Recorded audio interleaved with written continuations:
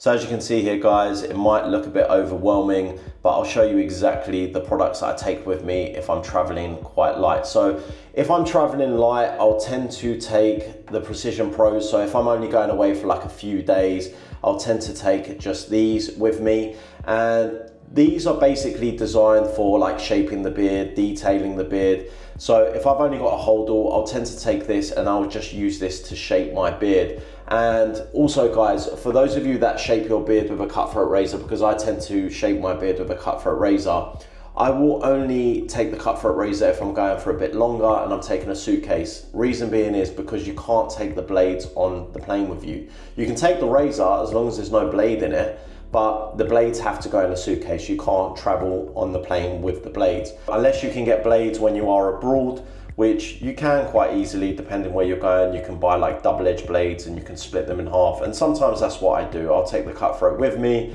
and I'll just buy blades while I'm abroad. And yeah, that's just something to keep in mind. And also if I'm traveling quite light, I'll always take my beard oil with me. Beard oil is great for hydrating the skin underneath the beard. And you might be like, do I really need to take beard oil if I'm traveling and get a very dry beard a lot of the time? Then by using a beard oil, this is the best way to prevent beard dandruff and a dry flaky beard. So I'll definitely take a beard oil with me. Now the next two main products I take with me, even if I'm traveling light, even if I'm only going for a few days, I always take my cleanser and I always take my face serum. I want to make sure that my face is clean, and you know, especially when you're traveling and you can build up a lot of dirt and trap dirt, you'll be surprised how much dirt your skin actually builds up throughout the day. As you can see, they don't take up loads of space. They fit into my travel wash bag really easy. So I take my cleanser, which I use daily. I use it in the morning and I use it in the evening. You can use the face serum in the morning and the evening. I tend to mainly use it in the morning right after I've cleansed my face. So I will tend to always take my cleanser and my face serum even if I'm traveling light. The next main product I'll make sure that I take with me is a shaving balm. Now, if I'm doing any kind of shaving, whether I'm using the Precision Pros or the razor, any kind of shaving at all, I make sure that I close the pores